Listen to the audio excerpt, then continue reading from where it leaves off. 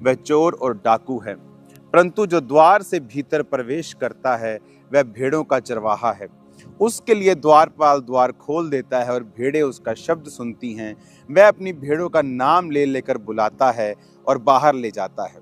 जब वह अपनी सब भेड़ों को बाहर निकाल चुकता है तो उनके आगे आगे चलता है और भेड़ें उसके पीछे पीछे हो लेती हैं, क्योंकि वे उसका शब्द पहचानती हैं। वे पराये के पीछे वो नहीं जाएंगी, परंतु उससे भागेंगी, क्योंकि वे परायों का शब्द नहीं पहचानती। आमीन। आज जब चरवाहा, आप इस वीडियो में देखेंगे कि जब भेड़ों की ऊन जब कतरी जाती है तो चरवाहे ने जब भेड़ को पकड़ा और चरवाहे ने गले में एक लॉकेट, जो उसकी निशानी है कि ये चरवाहा है, जब उसने उसको दिखाया तो वो भेड़ चरवाहे के हाथ में रिलैक्स हुई और वो उसका ऊन जो था वो कतरने लगा।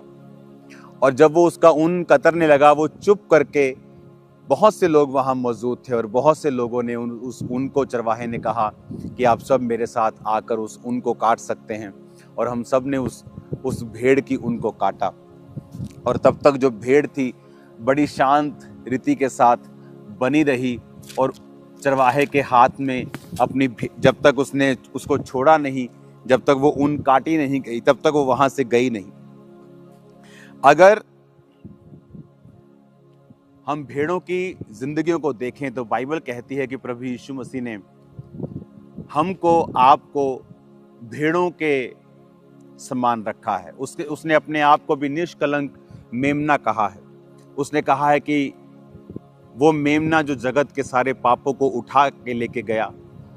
क्यों परमेश्वर ने हमको भेड़ों के समान कंपेयर किया, या आपको ये कहा, मुझे ये कहा कि जो मेरी भेड़ें हैं वो मेरा शब्द पहचानती हैं।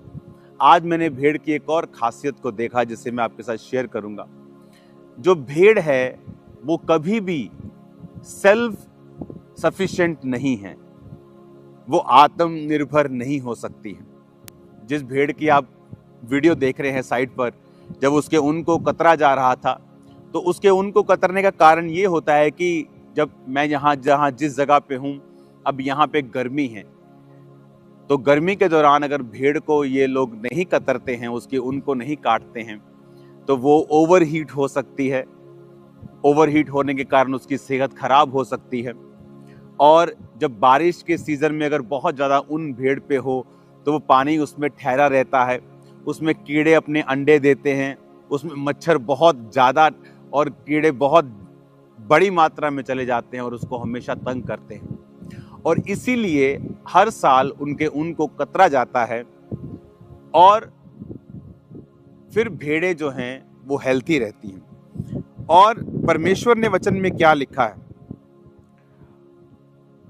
उसने आपको और मुझको अपनी भेड़ों के समान कहा है।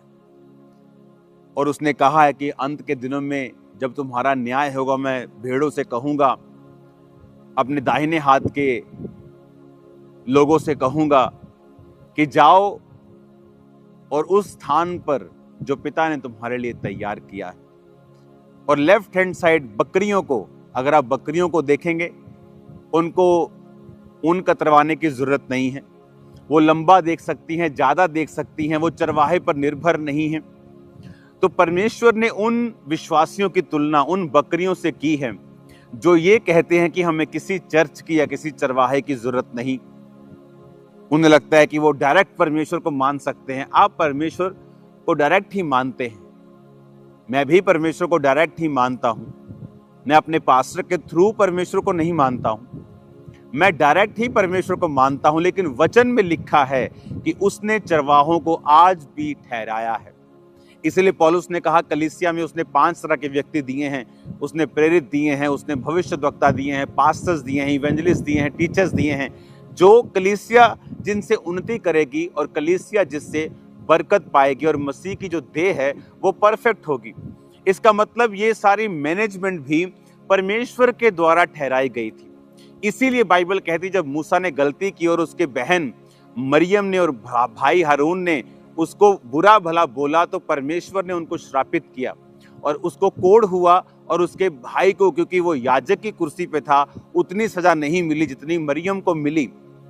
उसका रीजन ये था कि परमेश्वर ने कहा चाहे उसने मिस्टेक की, लेकिन तुम मेरी मैनेजमेंट के खिलाफ, जो मैंने मैनेज करने के लिए धरती को, परमेश्वर के लोगों को किया है, तुम उसके खिलाफ नहीं चल सकते हो। कहने का मतलब यह है कि परमेश्वर ने एक मैनेजमेंट ठहराई, एक सिस्टम बनाया जिसके द्वारा आज हम ब्लेस्ड होते हैं। पौलुस को उसने ठहराया कि वो एक दर्शन के जरिए काम करेगा। पौलुस को परमेश्वर ने एक ग्रेस का दर्शन दिया, चाहे वो गमलियल और बड़े बड़े विद्वानों के पांव में वो पड़ा था, वो इब्रानी था, वो बिन्यामीन के गोत्र का था, वो पढ़ा लिखा था, बड़ा रसूखदार आदमी था, एक बड़ी संस्था का मेंबर था, जो उस जमाने की एक बहुत बड़ी धार्मिक और बहुत बड़ी रेप्यूटेबल संस्था थी। तो परमेश्वर उससे प्रचार करवाता क्रिश्चियंस में, यहूदियों में, जिस संस्था, जिस कम्युनिटी का वो मेंबर था, वहां उसकी सुनी जाती है। अगर आज आपके मोहल्ले के, आपके नगर का एमएलए अपने फेथ को अनाउंस कर दे कि मैं क्रिश्चियन हूं, तो ज्यादा आपको लगेगा हाँ वो ज्यादा प्रभाव डाल सकता है कि इतना बड़ा व्यक्ति सीएम या एमएलए या एमपी ये क्रिश्चियन बन गया। तो लेकिन परमेश्वर ने पौलुस से वो काम नहीं करवाया। परमेश्वर ने पौलुस को कहा कि तू अन्य जातियों में जाएगा जो उसको जानती तक नहीं थी, ताकि परमेश्वर ये साबित कर सके कि सब कुछ ग्रेस के द्वारा ही है। आमीन। तो हम जानते हैं कि सब कुछ ग्रेस के द्वारा है, लेकिन परमेश्वर ने फिर भी चरवाहों को ठहराया है और पौलुस को एक दर्शन दिया, और वचन कहता है जो जो विश्वासी, जो जो कलीसिया पौलुस के उस दर्शन में उसके संग रहा, परमेश्वर ने उनको आशीषित किया। और फिर पौलुस ने भी कहा इस कलीसिया को कि ये तेरी सारी जरूरतें परमेश्वर स्वर्गीय भंडारों से पूरा करेगा, महिमा सहित मसीह यीशु में पूरा करेगा। परमेश्वर ने उनको आशीषित किया। क्यों? क्योंकि पौलुस जो था वो परमेश्वर के दर्शन में था। तो आज परमेश्वर ने, अब इमेजिन करो, परमेश्वर ने आपको भेड़ कहा, बकरी नहीं कहा। वचन कहता है कि तुम परमेश्वर के घरों में लगाए जाओगे, उसके आंगनों में फलोगे और फूलोगे। क्या है परमेश्वर के आंगन? वो उसके चर्च, वो उसके भवन, वो उसके स्थान, वो उसकी कलीसियाएं जो परमेश्वर ने बनाई और ठहराई हैं। आज आपको अपने पाप माफ करवाने के लिए पास्टर्स के पास जाने की जरूरत नहीं, याजकों के पास जाने की जरूरत नहीं। आपके पाप आप खुदा से प्रार्थना करें, वो माफ करता है। लेकिन उसने उन लोगों को ठहराया है ताकि आप लोग उन्नति पाएं और आप लोग ब्लेस्ड हों। इमेजिन करो, जो लोग परमेश्वर के भवन से दूर होते हैं, उसी तरह फिर उनकी जो स्किन है, उनके जो बाल हैं, वो ओवरग्रोन होते हैं, भार उनकी लाइफ पर होता है, बहुत सारी शैतानी चीजें उनको तंग कर रही होती हैं, जिस तरह भेड़ को तंग करती हैं। ओवर द टाइम वो उसके जान को नुकसान कर देती हैं। और यहाँ हमने आज देखा कि किस तरह से एक अच्छा चरवाहा जानता है कि भेड़ को अब उसको फ्री करने का समय है, अब उसको खिलाने का समय है, पिलाने का समय है। परमेश्वर भी हमारा अच्छा चरवाहा है। और आपने एक और चीज नोटिस की वीडियो में कि जब भेड़ अपनी उनको कतरवा रही थी, तो वो बहुत शांति के साथ, बहुत ही सरेंडर मोड में वहां पे बैठी थी। वो बिल्कुल भी अपोज नहीं कर रही थी, वो बिल्कुल आराम से अपने चरवाहे के हाथ में थी। अगर हम परमेश्वर से बरकतों को चाहते हैं, हम भी समर्पित होकर, समर्पण के मोड में परमेश्वर के हाथ में भी, उसके दासों के हाथ में भी रहें, तो फिर परमेश्वर उस मकसद को पूरा कर पाता है। वो हमें शेप में लेके आता है और हमारी जिंदगी में वो काम होते हैं जो परमेश्वर चाहता है। हालेलुया। और अभी इस परमेश्वर की बनाई हुई दुनिया में, जहां ये बहुत सारा ऐसा स्थान है जो अभी तक अनटच्ड है, यहाँ बहुत से लोग नहीं हैं, यहाँ भीड़ नहीं है। मोस्टली यहाँ जानवर आपको देखने को मिलेंगे, आपको पेड़ मिलेंगे, आपको वादियाँ मिलेंगी। ऐसा परमेश्वर का ये स्थान मिलेगा जहाँ आप लंबे समय तक, सुबह से लेकर दोपहर तक आप प्रार्थना कर सकते हैं और आप बिल्कुल भी थकेंगे नहीं। इस तरह का ये परमेश्वर ने मुझे स्थान दिखाया है। तो आज मेरा मैसेज आपको यही है कि परमेश्वर के हाथों में भेड़ बने, ओवर स्मार्ट मत बने, बकरियां ना बने जिसको चरवाहे की जरूरत नहीं है। भेड़ बने जिसको चरवाहे की जरूरत है, क्योंकि वो ना तो बहुत लंबा देख सकती हैं और वो बिना चरवाहे के चल नहीं सकती। उनको चरवाहे की जरूरत हर कुछ कुछ दिनों और हफ्तों के बाद उसको पड़ती है। और परमेश्वर भी यही चाहता है।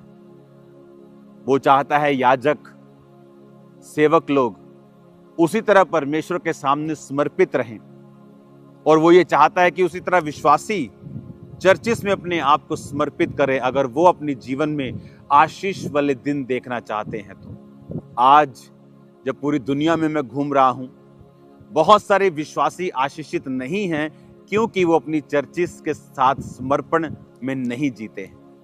उनके लिए चर्चिस सिर्फ एक संडे जाने वाला एक काम है, कि जहां वो एक संडे जाके 1 घंटे का सरमन सुनते हैं और एहसान करके कि परमेश्वर पे एहसान होकर वापिस चले जाते हैं। उनका उस चर्च के साथ कोई इमोशनल कनेक्शन नहीं है। वो सेवा के लिए समर्पित नहीं है, वो बीजों के लिए समर्पित नहीं, प्रार्थना के लिए समर्पित नहीं। और परमेश्वर ऐसा नहीं चाहता है।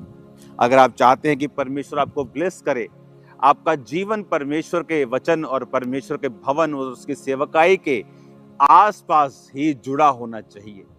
आमीन। परमेश्वर ने कहा, मेरी भेड़ें मेरी आवाज को पहचानती हैं